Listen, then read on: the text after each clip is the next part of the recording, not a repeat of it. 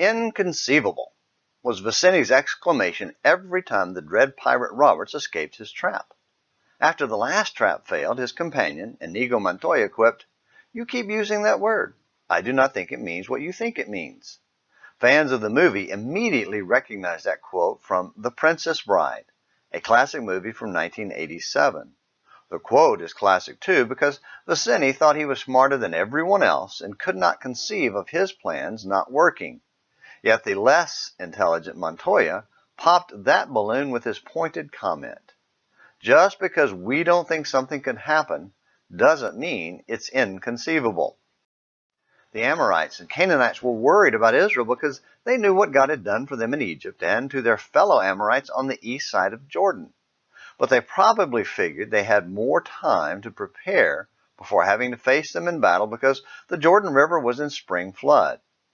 It was inconceivable that Israel could come straight across the river right then. If that's what they thought, then it's obvious the word did not mean what they thought it meant. Unlike Rahab the Harlot, they didn't understand that they were facing someone much greater than Joshua and the Israelites. They were facing God. When it came to God, they should have been prepared for the inconceivable. Even if Israel was surprised by God's charge to walk in the flooded river, they did it by faith and were rewarded by his powerful act of stopping the waters. When the Amorites and Canaanites saw the inconceivable, their hearts melted and they became dispirited.